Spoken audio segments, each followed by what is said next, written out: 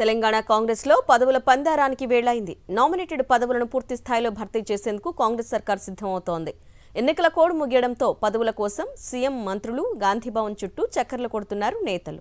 తెలంగాణలో పదవుల కోసం ఎదురుచూస్తున్న కాంగ్రెస్ నేతల కల త్వరలో నెరవేరబోతోంది.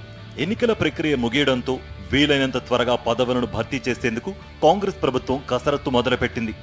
ఎన్నికల కోడ్కు ఒక రోజు ముందే 37 మంది నేతలను కార్పొరేషన్ చైర్మన్లుగా నియమిస్తూ ప్రభుత్వం ఒక లీక్ ఇచ్చింది. అయితే కోడ్ కారణంగా అఫీషియల్గా జీవోలు మాత్రం రాలేదు. అయితే గతంలో ఇచ్చిన 34 కార్పొరేషన్లకు తోడుగా మరో 17 కార్పొరేషన్లకు చైర్మన్లను నియమించే యోచనలో ఉంది ప్రభుత్వం. ఇప్పటికే సీఎం రేవంత్ రెడ్డి కసరత్తు ప్రారంభించడంతో ఆశావాహులు అంతా సీఎం, మంత్రులు గాంధీభవన్ చుట్టూ తిరుగుతున్నారు.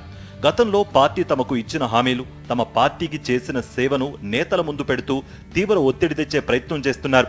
ఇటు రాష్ట్ర పార్టీ నేతలే కాదు, ఢిల్లీ స్థాయి నుంచి రికమెండేషన్స్ రావడంతో పదవుల భర్తీ ఆలస్యం అయ్యే అవకాశం కనిపిస్తోంది. కొత్తగా ప్రకటించబోయే 17 కార్పొరేషన్ పదవుల కోసం చాలా మంది నేతలు తీవ్ర ప్రయత్నాలు చేస్తున్నారు. పార్టీలో వివిధ హోదాల్లో పనిచేసిన నేతలు సైతం పదవులు ఆశిస్తున్నారు. ప్రధానంగా వరంగల్ నుంచి రవళిరెడ్డి, నమ్మిళ్ల శ్రీనివాస్, ఎల్బీ నగర్ టికెట్ ఆశించిన జక్కిడి ప్రభాకర్, ఇలా ఆశావోహుల లిస్టులో చాలా మంది నేతలే ఉన్నారు. ఇక కొత్తగా పార్టీలోకి వచ్చిన నేతలు కూడా వివిధ పోస్టుల కోసం వారి స్థాయిలో వారి ప్రయత్నాలు చేస్తున్నారు. అయితే సామాజిక సమీకరణాలు, పార్టీకి విధేయత అంశాల ఆధారంగా ఎంపిక చేస్తారని తెలుస్తోంది.